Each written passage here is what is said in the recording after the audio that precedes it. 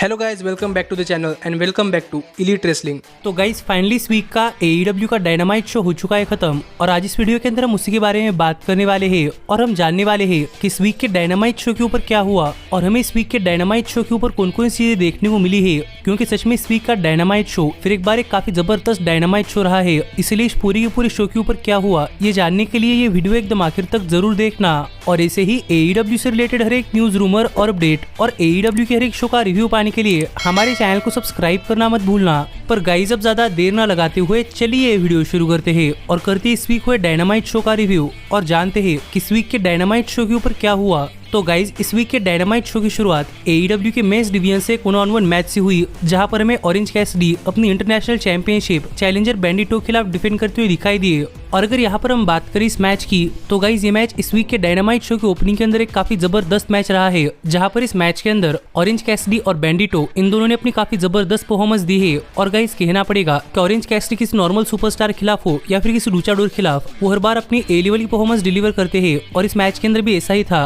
और ये मैच भी काफी अच्छा मैच रहा। लेकिन इस सब के बाद अगर यहाँ पर हम बात करें इस मैच की विनर की तो गाइस फाइनली इस मैच के आखिर में ऑरेंज कैसिडी ने बैंडिटो पर ऑरेंज पंच लगाकर अपना फिनिशर बीच ब्रेक लगाने के बाद बैंडिटो को पिन कर ऑरेंज कैसिडी ने ये मैच जीत लिया है। और ये मैच खत्म होने के बाद भी यहाँ पर ऑरेंज कैसिडी और बैंडिटो इन दोनों ने एक दूसरे को स्पोर्ट्समैनशिप दिखाई और एक दूसरे को हक किया, तो देखने के लिए मजा आने वाला था कि आगे ऑरेंज कैसिडी और बैंडिटो के बीच में क्या होता है। पर इसके बाद डायनामाइट शो के ऊपर क्या हुआ है जानने से पहले मैं आपको शॉर्ट में याद दिलाना चाहूंगा कि गाइस पता नहीं क्यों लेकिन यूट्यूब की तरफ से हमारे चैनल का मोनेटाइजेशन ऑफ कर दिया गया है, इसलिए यूट्यूब की तरफ हमारी कुछ अर्निंग नहीं हो रही। और आप मुझे सपोर्ट करने के लिए हमारे चैनल के वेबसाइट के ऊपर जाकर वहाँ पर वेबसाइट को विजिट कर आर्टिकल्स पढ़कर मुझे सपोर्ट कर सकते हैं, क्योंकि वेबसाइट से तो मेरी अर्निंग चल ही रही है, तो मैं वेबसाइट के थ्रू आगे यूट्यूब भी कंटिन्यू कर पाऊंगा। और हमारे चैनल के ऊपर आने वाला पूरा का पूरा कंटेंट आपको सबसे पहले हमारे चैनल के वेबसाइट के ऊपर देखने को मिलता है, इसलिए स्क्रीन पर बॉटम लेफ्ट कॉर्नर के ऊपर दिखाए गए वेबसाइट के ऊपर जाकर या फिर डिस्क्रिप्शन में दिए गए पहले लिंक के ऊपर क्लिक कर हमारे चैनल की वेबसाइट को विजिट कर मुझे सपोर्ट करना मत भूलना। और आप एक्स्ट्रा इन्फॉर्मेशन के लिए ऊपर आए कार्ड के ऊपर क्लिक कर ये वीडियो चेकआउट कर सकते हैं। पर इसके बाद हमें डायनामाइट शो के ऊपर रेने पिकेट बैकस्टेज में एडम कोल का इंटरव्यू लेते हुए दिखाई दी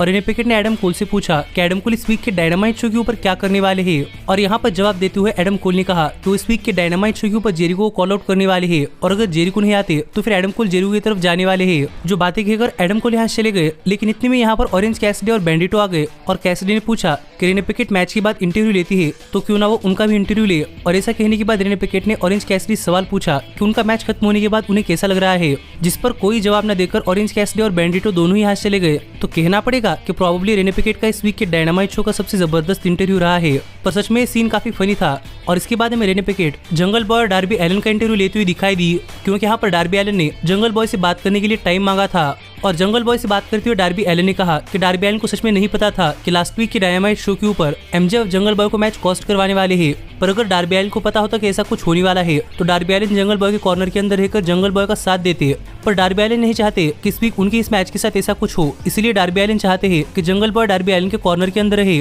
जो बातें डार्बी एलन ने कही, लेकिन जंगल बॉय ने सरप्राइजिंगली कहा कि डार्बी एलन जंगल बॉय के कॉर्नर के अंदर नहीं थे, तो जंगल बॉय भी डार्बी एलन के कॉर्नर के अंदर नहीं रहने वाले। और डार्बी ने जंगल बॉय से कहा कि जंगल बॉय मिड कार्ड के अंदर ही बिलोंग करते हैं। और डार्बी के इसे कहने के बाद जंगल बॉय भी काफी गुस्सा हो रहे थे और इससे तो हम समझ सकते हैं कि यहाँ पर जंगल बॉय और डार्बी ये भी एक दूसरे को पसंद नहीं करते। लेकिन इसके बाद में डायनामाइट शो के ऊपर FTR के डैक्स हारूड एक 1-on-1 मैच के अंदर जेफ जेरेट को फेस करते हुए दिखाई दिए। और गाइस सच में कहना पड़ेगा कि इस मैच के अंदर जेफ जेरेट ने दिखा दिया है कि एज तो जस्ट एक नंबर है, क्योंकि अपने 50+ ईयर्स के एज के अंदर भी जेफ जेरेट ने इस मैच के अंदर डैक्स हारूड के सामने अपनी काफी जबरदस्त परफॉर्मेंस दी है। और कई बार सरप्राइजिंगली यहाँ पर पूरा का पूरा क्राउड जेफ जेरेट को सपोर्ट कर रहा था। तो जरा आप सोचिए कि जेफ जेरेट की इस मैच के अंदर परफॉर्मेंस कितनी जबरदस्त होगी। और सरप्राइजिंगली कई बार जेफ जेरेट डैक्स हारूड को उनकी लिमिट्स तक ले गए थे और जेफ जेरेट ये मैच जीतने वाले थे, पर डैक्स फिर भी किस तरीके से इस मैच के अंदर बने हुए थे। और जब डैक्स इस मैच के अंदर जेफ जेरेट पर अपना फिनिशर लगाने के लिए गए, तब हमेशा की तरह ही यहाँ पर संजय दत्त ने इस मैच के अंदर इंटरफेयर किया, जिस चीज से गुस्सा होकर डैक्स संजय दत्त के पीछे भाग रहे थे। और इस डिस्ट्रैक्शन का फायदा उठाकर जेफ जेरेट ने डैक्स के ऊपर अपना फिनिशर लगा दिया और डैक्स को पिन कर जेफ जेरेट ने ये मैच जीत लिया है। और Jared AEW world tag team championship लेकर ही दिखा रहे हैं कि वो टैग टीम चैंपियनशिप्स के पीछे आने वाले हैं। तो यहाँ पर देखने के लिए मजा आएगा कि आगे जेफ जेरेट और जे लिथल और FTR के बीच में क्या होता है और क्या इन्हें टैग टीम टाइटल्स के लिए मैच मिलता है या नहीं। लेकिन इसके बाद हमें डायनामाइट शो के ऊपर टोनी खान आते हुए दिखाई दिए और यहाँ पर आकर टोनी खान ने एक काफी बड़ी अनाउंसमेंट की। और गाइस, ये अनाउंसमेंट ये थी कि टोनी खान ने यहाँ पर बताया कि लास्ट ईयर की तरह ही इस ईयर भी AEW के अंदर एक ओवेन हार्ट कप होने वाला है, पर इस बार ओवेन हार्ट कप टूर्नामेंट का टाइम फ्रेम डबल और नथिंग पेपरव्यू पर खत्म होने के बजाय डबल और नथिंग पेपरव्यू से स्टार्ट होगा और प्रोबेबली आगे चलकर फॉरबिडन डोर पेपरव्यू पर खत्म होगा। और ओवेन हार्ट कप टूर्नामेंट के हर एक मैचेस जब कभी डायनामाइट शो कैनरा के अंदर होगा तब हमें उन शोज के ऊपर देखने को मिलने वाले हैं। और AEW के साथ साथ new Japan pro wrestling superstars भी इस टूर्नामेंट के अंदर पार्टिसिपेट कर सकते हैं। जो बातें कहकर यहाँ पर टोनी खान ने काफी बड़ी अनाउंसमेंट कर दी है कि ओवेन हार्ट कप टूर्नामेंट का टाइम फ्रेम डबल और नथिंग पेपरव्यू से लेकर फॉरबिडन डोर पेपरव्यू तक होने वाला है। तो अब देखना पड़ेगा कि जब डबल और नथिंग पेपरव्यू से इस टूर्नामेंट का स्टार्ट होता है तो ये टूर्नामेंट आगे चलकर कितना एक्साइटिंग टूर्नामेंट बनता है। लेकिन इसके बाद हमें डायनामाइट शो के ऊपर वार्डलो एक 1-on-1 मैच के अंदर एक लोकल स्टार को फेस करते हुए दिखाई दिए, जहां पर इस मैच के अंदर वार्डलो ने उस लोकल टैलेंट पर अपना फिनिशर लगाकर उसे स्क्वाश करके इस मैच के अंदर हरा दिया। और वार्डलो के मैच जीतने के बाद यहाँ पर वार्डलो से बात करते हुए आर्न एंडरसन कह रहे थे कि आर्न एंडरसन ने वार्डलो को देखा है और वार्डलो को देखकर आर्न एंडरसन को लगता है कि वार्डलो वही सुपरस्टार होने वाले हैं जो कि इस कंपनी को आगे सालों सालों तक कैरी करने वाले हैं, क्योंकि आर्न एंडरसन इतनी देर से इस बिजनेस के अंदर है कि वो समझ सकते हैं कि कौन सा सुपरस्टार वर्थ इट है और कौन सा नहीं। जो बातें यहाँ पर आर्न एंडरसन कर ही रहे थे, कितने में यहाँ पर क्रिश्चियन केज और लुचासोरस आ गए, लेकिन रिंग के अंदर आने के बजाय क्रिश्चियन केज और लुचासोरस रैम के ऊपर खड़े रहकर ही वार्डलो और आर्न एंडरसन इन दोनों की तरफ देख रहे थे। तो गाइस, देखने के लिए मजा आएगा कि आगे लुचासोरस और वार्डलो के बीच में क्या होता है, क्योंकि लग रहा है कि हमें काफी जल्दी इन दोनों सुपरस्टार्स के बीच में कोई मैच होता हुआ दिखाई दे सकता है। पर इसके बाद हमें डायनामाइट शो के ऊपर रेने पिकेट बैकस्टेज में सैमी गेवेरा का इंटरव्यू लेते हुए दिखाई दी। लेकिन इससे पहले कि यहाँ पर सैमी गेवेरा कुछ कहते, MJF यहाँ पर आ गए और MJF ने सैमी गेवेरा से कहा कि MJF चाहते हैं कि सैमी गेवेरा ये मैच जीत जाए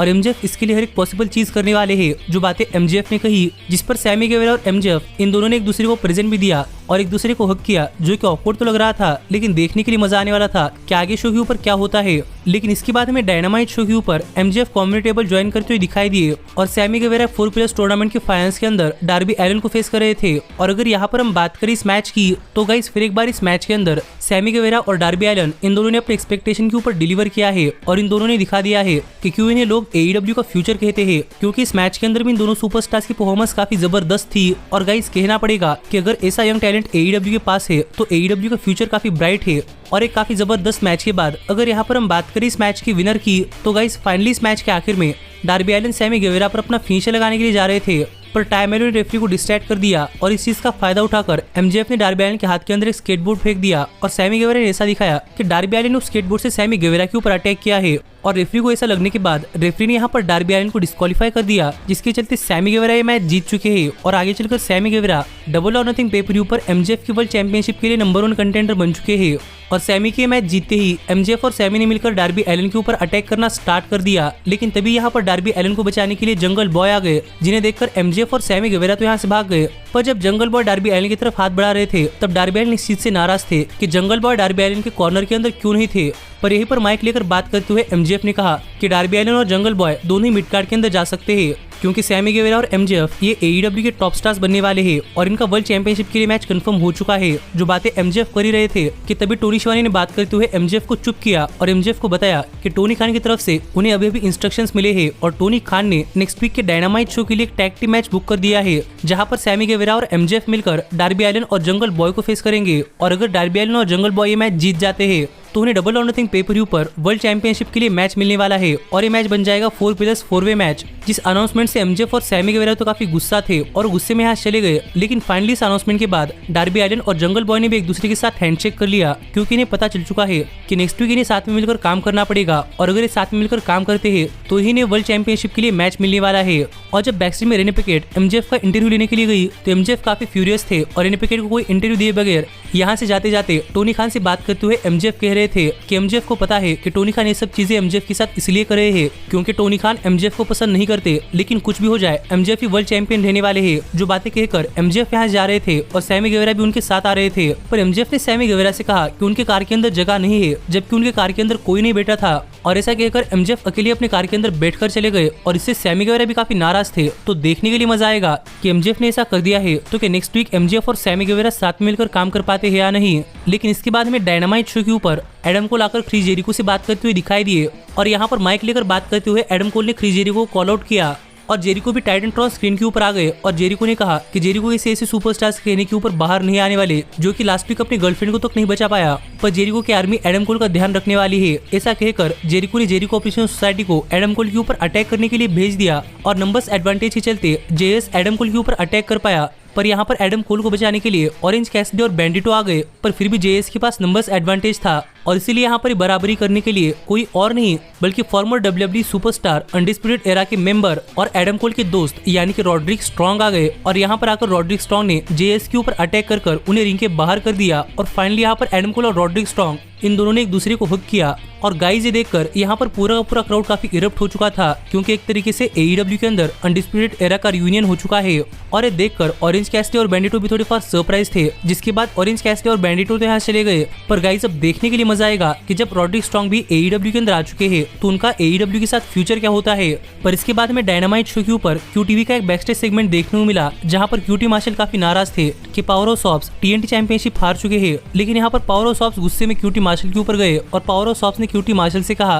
कि हॉप्स अपनी टीएनटी चैंपियनशिप हार चुके हैं और हॉप्स वापस चैंपियन बनना चाहते हैं और इसके लिए क्यूटी मार्शल को कुछ ना कुछ करना पड़ेगा। जिस पर बात करते हुए क्यूटी मार्शल ने भी कहा कि वो गारंटी देते हैं कि पावर ऑफ सॉप्स दोबारा चैंपियन बनेंगे और क्यूटी मार्शल की इस प्रॉमिस के बाद हॉप्स ने क्यूटी मार्शल को छोड़ दिया। तो अब देखना पड़ेगा कि क्यूटी मार्शल हॉप्स को फिर एक बार चैंपियन बनाने के लिए क्या करते हैं। लेकिन इसके बाद में डायनामाइट शो के ऊपर जेड कार्गिल अपनी TBS women championship challenger Taya Valkyrie के खिलाफ डिफेंड करती हुई दिखाई दी। और अगर यहाँ पर हम बात करें इस मैच की तो गाइस सच में ये मैच इस वीक के डायनामाइट शो का विमेंस डिवीजन की तरफ से काफी जबरदस्त मैच रहा है, जहाँ पर इस मैच के अंदर जेड कार्गिल और टाई वेल्कियर इन दोनों ने अपनी काफी जबरदस्त परफॉर्मेंस दी है। और गाइस कई बार टाई वेल्कियर ने इस मैच के अंदर काफी तगड़ा डोमिनेट किया और लग रहा था कि टाई वेल्कियर ये मैच काफी जल्दी जीत सकती है, लेकिन जब कभी वो अपने फिनिशर के लिए जाती तो रेफरी उन्हें याद दिलाता कि इस मैच की स्टिपुलेशन की वजह से वो इस मैच के अंदर अपना फिनिशर इस्तेमाल नहीं कर सकती। और टाई वेल्कियर बार बार इस चीज से डिस्ट्रैक्ट हो रही थी। इस चीज का फायदा उठाकर जेड कार्गिल ने टाई वेल्कियर के ऊपर एक रोल अप पिन कर दिया जो कि टाई वेल्कियर ब्रेक नहीं कर पाई और यहाँ पर जेड कार्गिल ने ये मैच जीत लिया है और जेड कार्गिल स्टिल है टीबीएस वुमेन्स चैंपियन।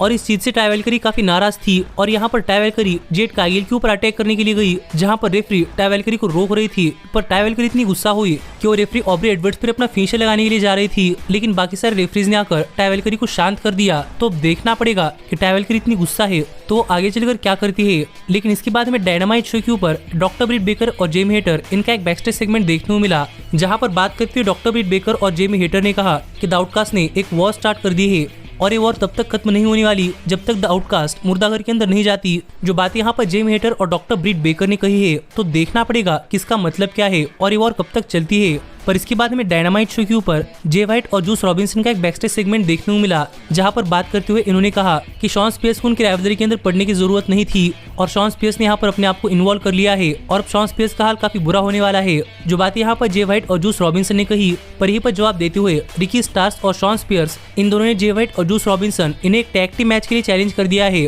जो चैलेंज जे वाइट और जूस रॉबिन्सन ने भी एक्सेप्ट कर लिया है। तो देखना पड़ेगा कि इस टैग टीम मैच के अंदर क्या होता है। लेकिन इसके बाद एईडब्ल्यू ने नेक्स्ट डायनामाइट शो और रैम्पेज शो के लिए काफी सारे मैचेस एडवर्टाइज किए, जो कौन से जानने के लिए डिस्क्रिप्शन में दिए गए लिंक के ऊपर क्लिक कर हमारे चैनल की वेब एप्लीकेशन के ऊपर जाकर वहां पर आर्टिकल्स पढ़ना मत भूलना। पर इसके बाद हमें ब्रायन डेनियल्सन कमेंटेटर टेबल ज्वाइन करते हुए दिखाई दिए, क्योंकि यहाँ पर टाइम हो चुका था मेन इवेंट का, जहाँ पर हमें केनी ओमेगा और कोनोसुके तकेत्सा मिलकर बुचर और ब्लेड को एक टैग टीम मैच के अंदर फेस करते हुए दिखाई दे रहे थे। और अगर यहाँ पर हम बात करें इस मैच की तो गाइस इस मैच के अंदर कोनोसुके तकेत्सा को द एलीट के सामने अपने आप को प्रूव करना था और इसीलिए इस मैच के अंदर कोनोसुके तकेत्सा की परफॉर्मेंस काफी जबरदस्त थी और फर्स्ट हाफ के अंदर तकेत्सा और केनी ओमेगा साथ में मिलकर इस मैच के अंदर काफी डोमिनेट कर रहे थे। लेकिन जैसे ही बुचर और ब्लेड और किप सेबियन ने इस मैच के अंदर चीटिंग करना स्टार्ट कर दिया तो तकेत्सा और ओमेगा इस मैच के अंदर ज्यादा कुछ नहीं कर पा रहे थे और बुचर और ब्लेड ने इस मैच के अंदर डोमिनेट करना स्टार्ट कर दिया। और ये देखकर फाइनली केनी ओमेगा ने सभी को रिंग के बाहर कर दिया और इनके अंदर तकेत्सा ब्लेड के ऊपर अपना फिनिशर लगा पाए और उन्हें पिन कर तकेत्सा ने ये मैच जीत लिया है। जहां पर देखा जाए तो पूरे के पूरे मैच के अंदर एक तरीके से ओमेगा ने ही काम किया है और तकेत्सा ने यहाँ पर सिर्फ अपने टीम के लिए पिन स्कोर किया है। तो देखना पड़ेगा कि क्या इसी तकेत्सा द एलीट के सामने अपने आप को प्रूव कर पाए या नहीं। पर यही पर मैच खत्म होने के बाद माइक लेकर बात करते हुए ब्रायन डेनियल्सन ने कहा कि ओमेगा अब भी कुछ नहीं कर सकते, उन्हें अपनी टीम के लिए मैच जीतने के लिए तकेत्सा का सहारा लेना पड़ रहा है। तो ओमेगा जरा अपने आप को देखे कि ओमेगा की लेवल कितनी गिर चुके हैं। जो बातें ब्रायन कर ही रहे थे कि तभी ब्लैकपूल कॉम्बैट क्लब ने पीछे से आकर तकेत्सा और ओमेगा के ऊपर अटैक करना स्टार्ट कर दिया और यहाँ पर ब्रायन स्क्रू ड्राइवर लेकर रिंग के अंदर आ रहे थे, जहाँ पर ब्रायन ने कहा कि लास्ट वीक जो ब्रायन ने स्टार्ट किया था वो इस वीक खत्म करने वाले हैं। पर तभी यहाँ पर यंग बक्स आ गए और यहाँ पर आकर यंग बक्स ने ब्लैकपूल कॉम्बैट क्लब के ऊपर अटैक कर दिया और यहाँ पर केनी ओमेगा और यंग बक्स मिलकर जॉन मॉक्सली के ऊपर उसी स्क्रू ड्राइवर से अटैक करने के लिए जा रहे थे। लेकिन पता नहीं यहाँ पर क्या हुआ, ब्रायन ने तकित्सा को कहा कि वो जाकर मॉक्सली को बचाए और तकित्सा ब्रायन की बातें मानकर केनी ओमेगा और मॉक्सली के बीच में आ गए, जो देखकर ओमेगा काफी सरप्राइज थे। लेकिन इस डिस्ट्रैक्शन का फायदा उठाकर ब्लैकपूल कॉम्बैट क्लब ने पीछे से आकर द एलीट के ऊपर अटैक कर दिया,